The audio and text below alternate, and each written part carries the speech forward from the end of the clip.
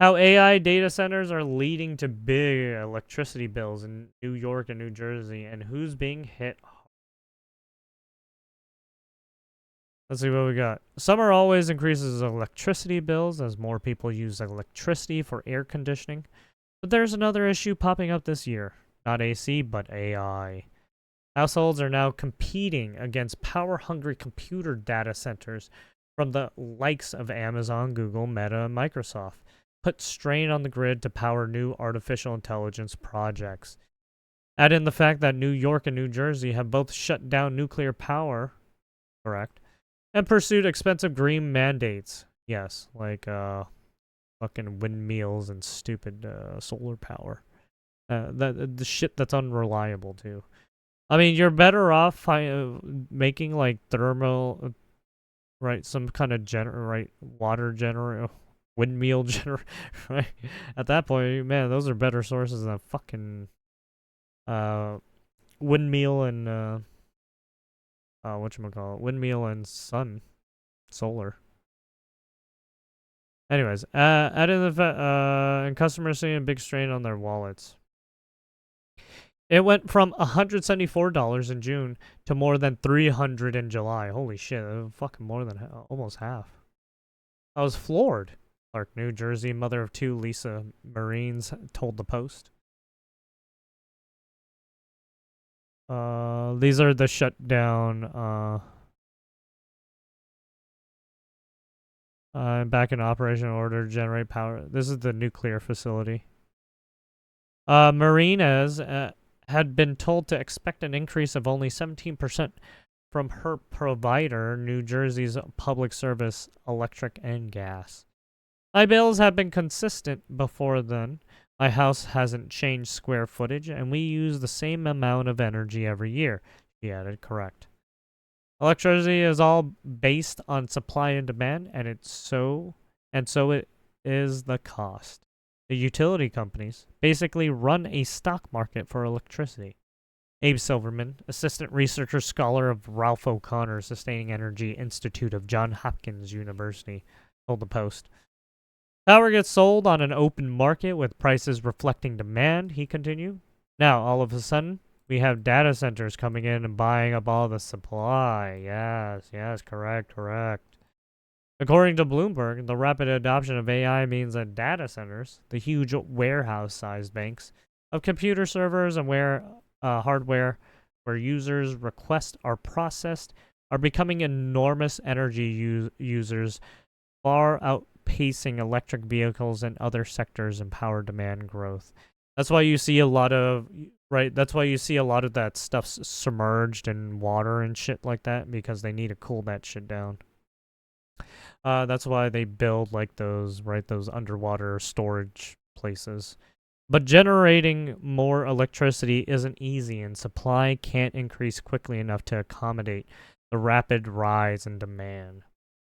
Building a new power plant takes a long time, often 5 to 10 years, and billions of dollars of investment, Silverman noted.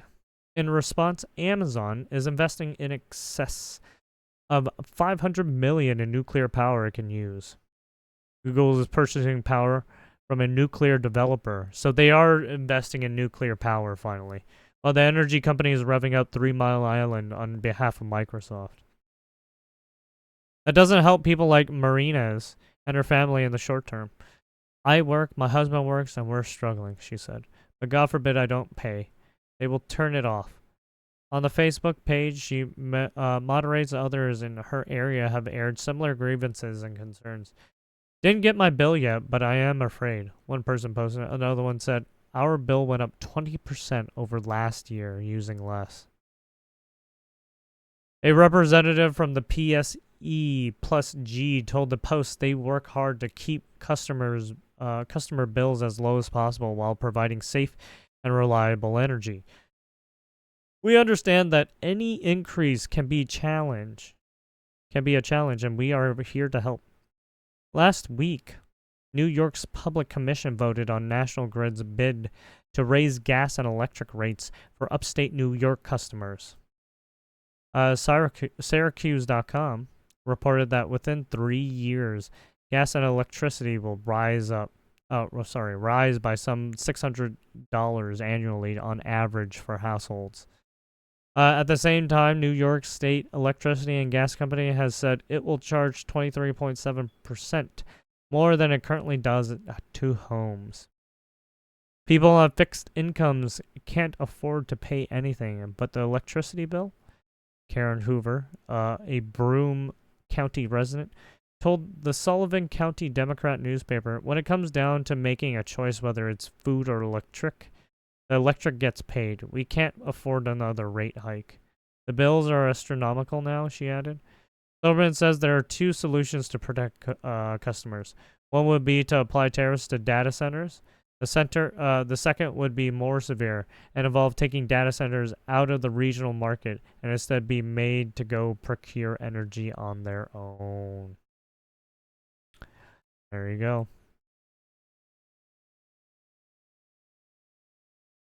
We will see what happens. Yes, because you do need a lot of energy, especially if you're gonna, right? Especially with what Trump right? Trump bringing in a lot of production, trying to bring back a lot of production facilities and whatnot.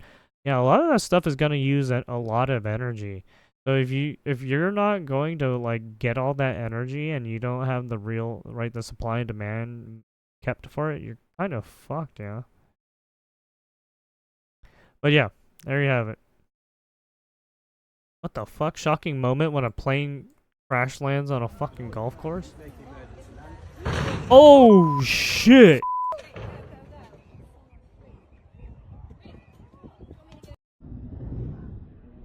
Oh man. I think the engine stalled. Oh, fucking boom!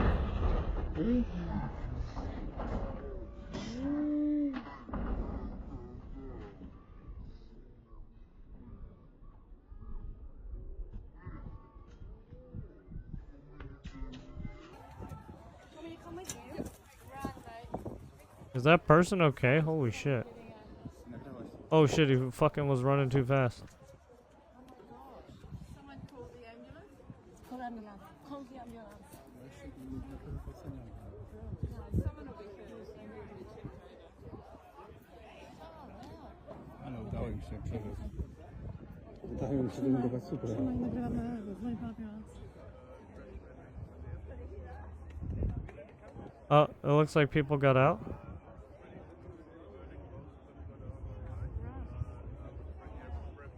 Everyone call, someone call 911.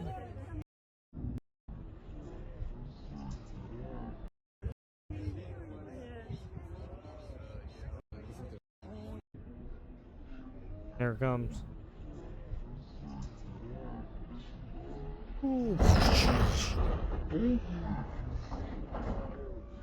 It's the tree. Dunk.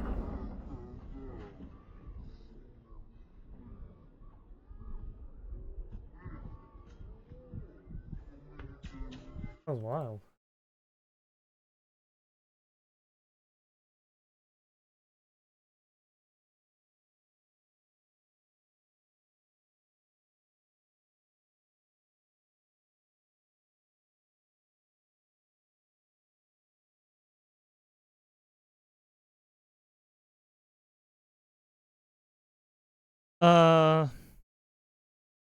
Sorry.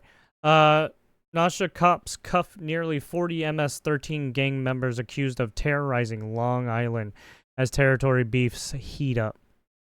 Sword-wielding MS-13 thugs who have been terrorizing Long Islanders for years have been rounded up as part of a sweeping Nassau County crackdown of nearly 40 of the notorious gang street soldiers on attempted weapons, and illicit drug charges.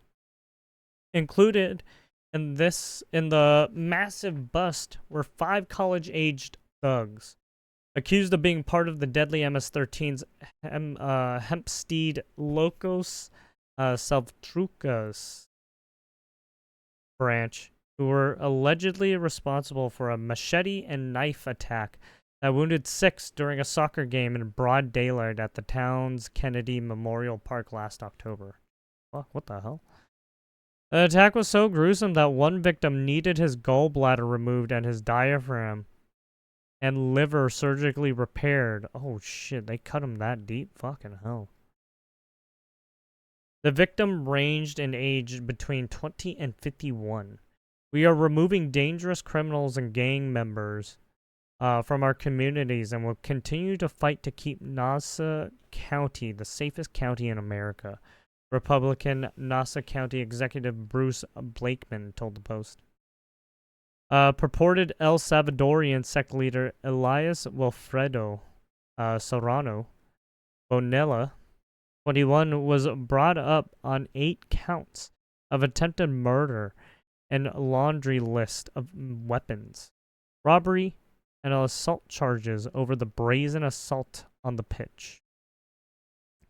Bonilla, who calls East Meadow home, is believed to have entered the U.S. illegally sometime prior to 2016 and was previously arrested in Nassau on first-degree assault and gang assault charges in early 2020, according to authorities.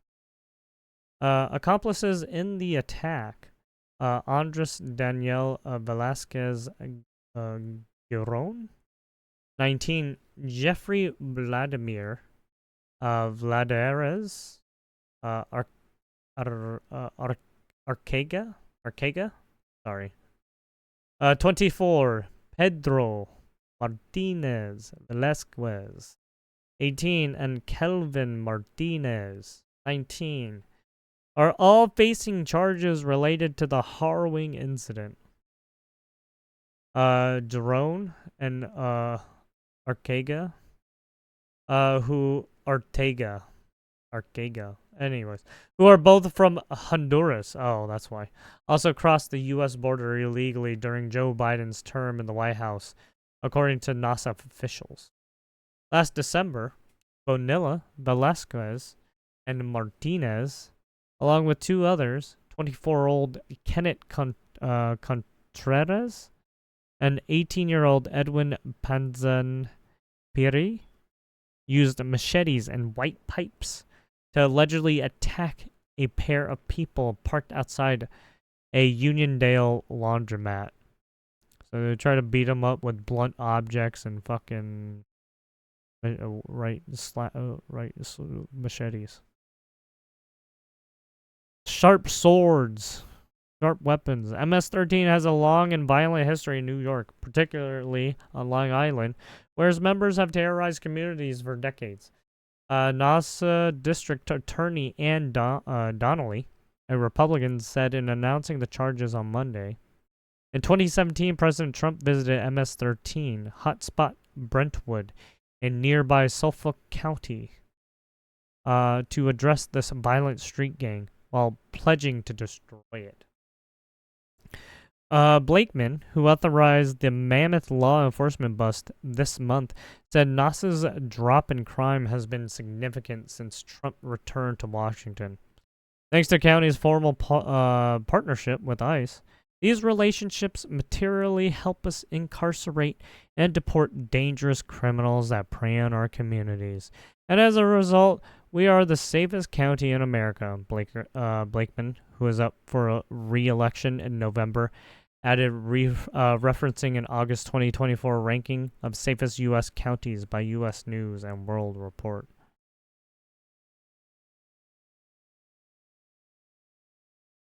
Here, rival gangs beefing. The large-scale raids over the past 2 weeks came at a time when Nassau police observed worrisome upticks in gang violence. Most notably, a 17-year-old who gunned down a victim as part of an initiation. Notice that word, initiation, gang, right? Gang initiation. Yeah, you should know about that. According to law enforcement sources, police have also seen a recent rise in feuds between the MS-13s and rival 18th Street gangs over things as trivial as social media posts and public sightings, which prompted cops to swoop in. Other gangs like the Trinterios The group responsible for the notorious 2018 mistaken identity machete murder of a Bronx teen, Junior Guzman Felix, who aspired to join the NYPD one day, are leaving a mark on Long Island too.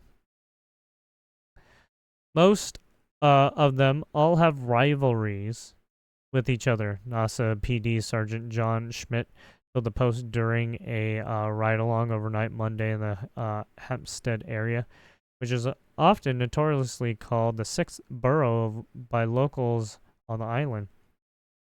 The violent gang members do have weapons. They're not out here without weapons. During the ride-along, the Post witnessed the arrest of Joel Elvin Paulino L. de Jesus, a known and identified Trinitario who was rung up on felony narcotics charges in the heart of the village just after midnight. Undercover units arrested the thug for allegedly holding 7 grams. Yeah, goddamn.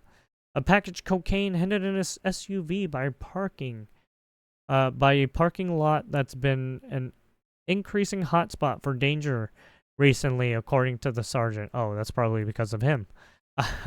We had violence here in this parking lot 2 nights ago, added Schmidt. We had an attempted murder, stabbing, and several people assaulted in this area. Oh, never mind. Okay, it wasn't him. Maybe it's him trying to give people more drugs. Maybe cracked out people couldn't get their drugs, so started attacking people. Alright, anyway, sorry. There you have it. More gang people are getting fucked over, right? As they should, for causing crime and trying to kill people and yada yada yada. There you have it. Onto got what? Exclusive moped riding perp shot dead after pulling gun on NYPD cop during robbery. Moped gang was an illegal migrant involved in 3 other thefts. Is he part of the moped gang? A moped riding Manhattan crook who was fatally shot when he pulled a gun on an off-duty cop in a botched robbery was an illegal migrant involved in 3 other violent thefts minutes earlier, sources told the Post.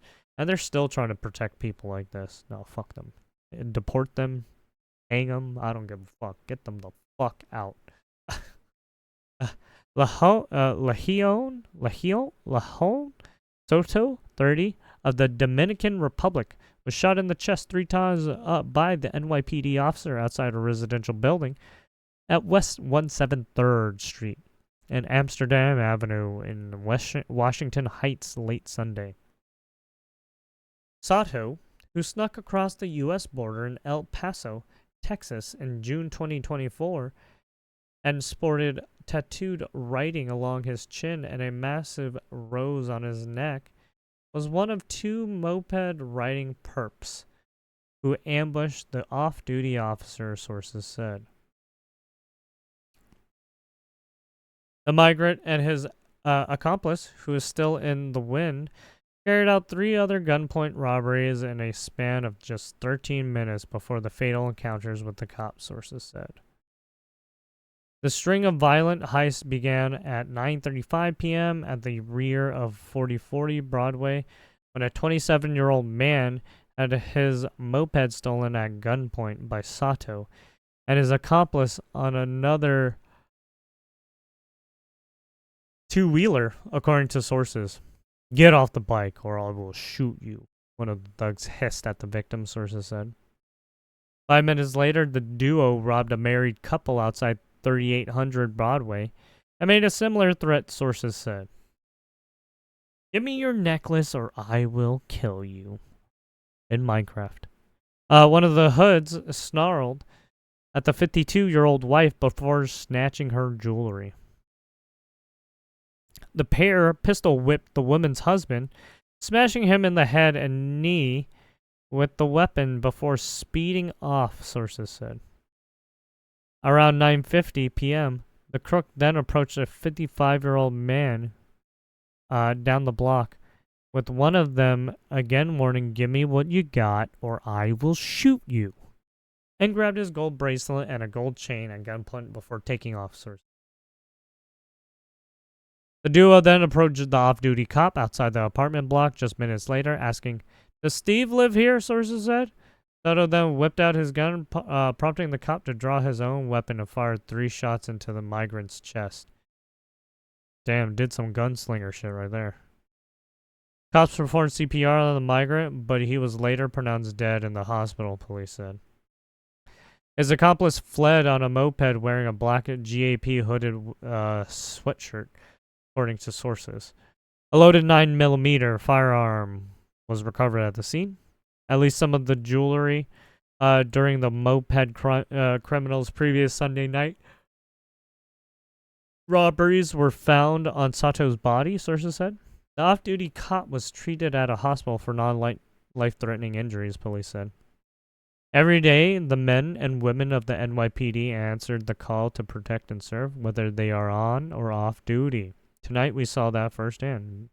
Deputy Chief Eric Pagan said in the aftermath. Yeah. Luckily, oh man, he was using a fucking CZ? What the fuck?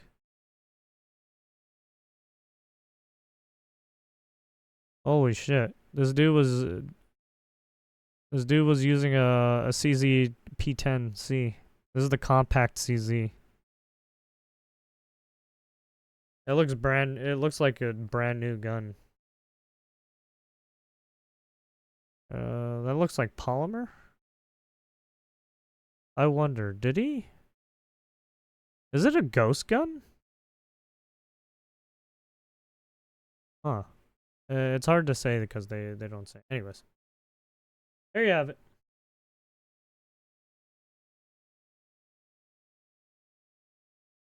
What's on to the next thing?